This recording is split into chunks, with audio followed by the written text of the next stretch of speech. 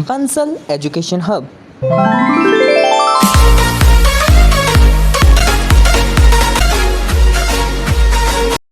Welcome back to Bansal education hub. Friends, हमने हमारे last video में डिस्कस करा था साइंटिफिक टेक्निक्स के बारे में, जो कि साइंटिफिक टेक्निक्स FW टेलर ने दी थी।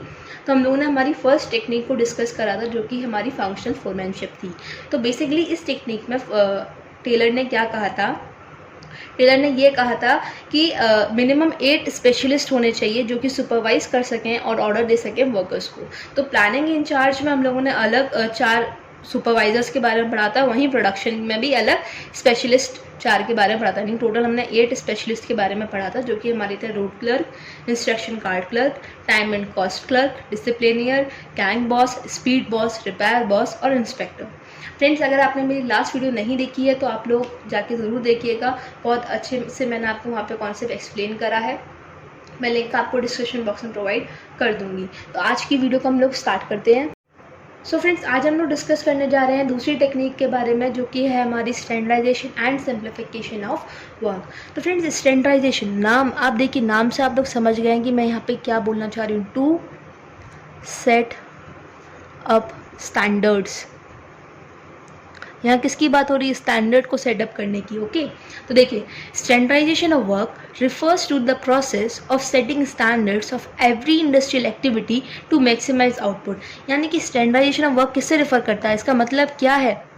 इसका मतलब ये है कि ये वो प्रोसेस है जो कि सेटअप करता है स्टैंडर्ड्स को हर इंडस्ट्रियल एक्टिविटी के, यानी कि हर इंडस्ट्रियल एक्टिविटी के स्टैंडर्ड को सेटअप करने का जो प्रोसेस होता है वो क्या है? हमारा स्टैंडर्डाइजेशन ऑफ वर्क। उससे क्या होगा? ये देखो, हम लोग स्टैंडर्ड तो सेटअप कर रहे हैं इंडस्ट्रियल एक्टिविटी की, लेकिन किस लिए?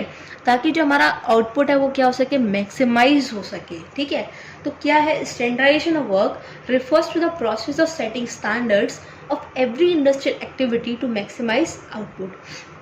यानी कि वो प्रोसेस जो हम लोग जिसमें हम लोग स्टैंडर्ड को सेटअप करते हैं, हर इंडस्ट्रियल एक्टिविटी का एक स्टैंडर्ड सेट होता है ताकि क्या हो सके? आउटपुट मैक्सिमाइज हो सके। Scientific management calls for standardization of method, processes, product, machinery, raw material etcetera. देखो, साइंटिफिक मैनेजमेंट में स्टैंडर्डाइजेशन हर काम में होना चाहिए। सपोज मेथड में भी है, प्रोसेस में भी स्टैंडर्ड सेटअप होगा, प्रोडक्ट में भी होगा, मशीनरी में भी होगा, रॉ मटेरियल में भी होगा। देखो, इसको आप ऐसे समझ सकते हैं। आप यहाँ पर स्टैंडर्ड किसका सेटअप, देखो बहुत से बच्चे ये लोग क्या सोचते हैं कि हम लोग स्टैंडर्ड किसका मेंटेन करके चल रहे हैं? प्रोडक्ट का। किसका? प्रोडक्ट का, यानी कि आउटपुट का। अगर मैं बोलूँ प्रोडक्ट को, आउटपुट का। ठीक है, हम लोग आउटपुट का स्टैंडर्ड मेंटेन करके चल रहे हैं। लेकिन आप मुझे एक बात बताइए, जब तक आउटपुट जो हमारा आ रहा है उसमें जो इनपुट लग रहा है, जो हमारा इनपुट लग रहा है उसका कोई स्टैंडर्ड सेट नहीं होगा, तब तक हमारा आउटपुट का कोई स्टैंडर्ड होगा?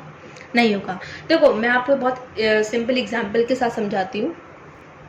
सपोज एक वुड मैन्युफैक्चरिंग कंपनी है, उसको क्या बनानी है? टेबल बनानी है। क्या बनानी है? टेबल। तो आप ये बताइए, उसका आउटपुट क्या है? टेबल है। तो वो क्या सोचेगी कि उसको इसका स्टैंडर्ड जो है, इसकी क्वालिटी जो है वो क्या करके चलनी है? मेंटेन करके चलनी है। ठीक है, अब जब तक वुड, जो टेबल में वुड यूज़ होगी वो अच्छी क्वालिटी की नहीं होगी, उस क्वालिटी का कोई स्टैंडर्ड सेट नहीं होगा, तो क्या तब तक टेबल का कोई स्टैंडर्ड सेटअप हो सकता है? नहीं हो सकता। कहने का मतलब ये है कि स्टैंडर्डाइजेशन हर चीज़ में होनी चाहिए।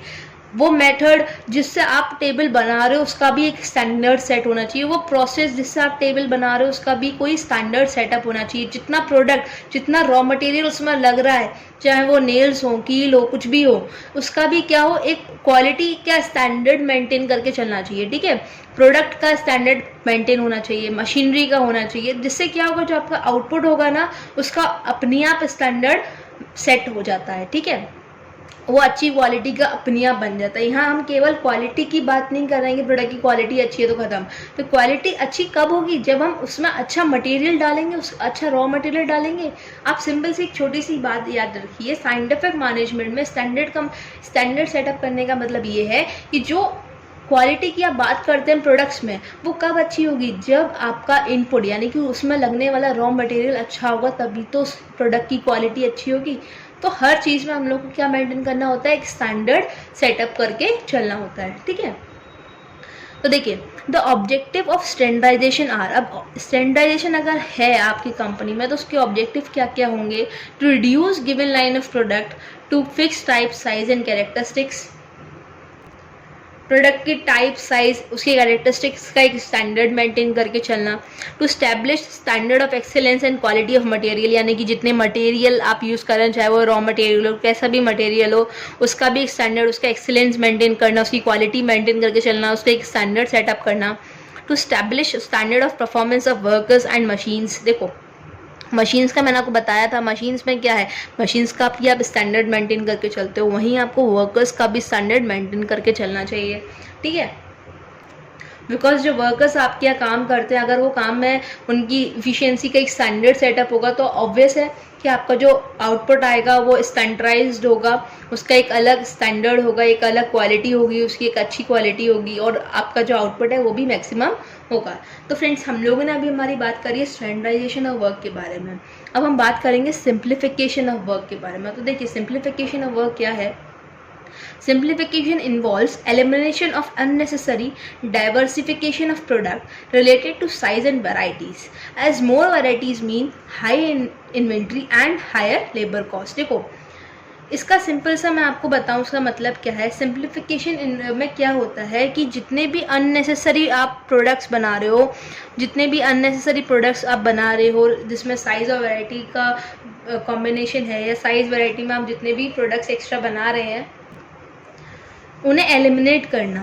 उन्हें एलिमिनेट क्यों करना है? क्योंकि उसके लिए इन्वेंट्री भी लगेगी और लेबर कॉस्ट भी लगेगी। देखो मैं आपको एक सिंपल एग्जांपल के साथ समझाती हूँ। सपोज एक XYZ मैन्युफैक्चरिंग कंपनी है, ये अपने अंडर में 6 टाइप ऑफ प्रोडक्ट्स बनाती है, 3, 4, 5 एंड 6 टाइप ऑफ प्रोडक्ट्स बनाती है। तो इन 6 टाइप ऑफ प्रोडक्ट्स के लिए उसको इन्वेंट्री भी चाहिए, रॉ मटेरियल भी चाहिए, लेबर भी चाहिए, हर चीज़ चाहिए होगी। लेकिन अगर वहीं वो इन 2 प्रोडक्ट्स को एलिमिनेट कर देती है अपने प्रोडक्शन लाइन से, इन 2 प्रोडक्ट्स को बनाना बंद कर देती है, तो क्या होगा?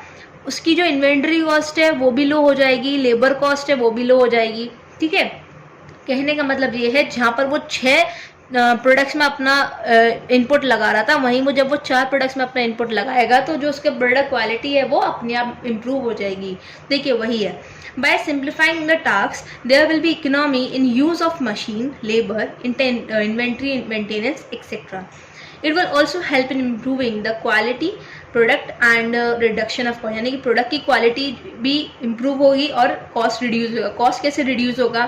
देखो कॉस्ट किस पर डिपेंड करता है? आपके एक्सपेंसेस पे। जब आपके एक्सपेंसेस ही कम होंगे तो आपकी जो प्रोडक्ट की कॉस्ट है वो अपने आप ही कम हो जाएगी। प्रोडक्ट की कॉस्ट क्यों बढ़ती है? क्योंकि आपके एक्सपेंसेस ज़्यादा होते हैं, आप उसमें ज़्यादा पैसा लगा रहे होते हैं, और अगर आप उसमें पैसा कम लगाएंगे तो उसमें जो कॉस्ट है वो अपने आप रिड्यूस हो जाएगी। तो वही है, जहाँ वो XYZ जो लिमिटेड कंपनी है वो 6 प्रोडक्ट्स बना रही थी, अपना दिमाग 6 जगह लगा रही थी, 6 प्रोडक्ट्स में लगा रही थी, तो जहाँ पे वो ये 2 प्रोडक्ट्स को एलिमिनेट कर देती है तो वो केवल 4 जगह अपना 4 प्रोडक्ट्स पर दिमाग लगाएगी। और जब इन 4 प्रोडक्ट्स पर दिमाग लगाएगी तो उसकी जो प्रोडक्ट क्वालिटी है वो इम्प्रूव होगी, साथ ही साथ उसकी इन्वेंट्री मेंटेनेंस, यानी कि जो रॉ मटेरियल का एक्सपेंस आता है वो भी मेंटेन रहेगा, लेबर का कॉस्ट आता है वो भी मेंटेन रहेगा, मशीन जितनी वो यूज़ हो रही है उसमें भी उसका खर्चा कम होगा। तो सिंप्लीफिकेशन सिंपली ये कहता है जितने भी आपके अननेसेसरी डाइवर्सिफिकेशन है प्रोडक्ट्स की, उसको आपको एलिमिनेट कर देना चाहिए। सो फ्रेंड्स, आज की वीडियो में इतना ही। कल हम लोग वर्क स्टडी के बारे में पढ़ेंगे एंड आगे और भी इसकी टेक्निक्स के बारे में डिस्कस करेंगे। Thank you very much and keep supporting me friends. मेरे चैनल को सब्सक्राइब कीजिए, साथ ही साथ वीडियो को लाइक करिए और शेयर करिए, जितना ज़्यादा हो सके उतना ज़्यादा शेयर करिए, अपने फ्रेंड सर्कल में शेयर करिए ताकि उनको भी इस वीडियो का बेनिफिट मिलता रहे।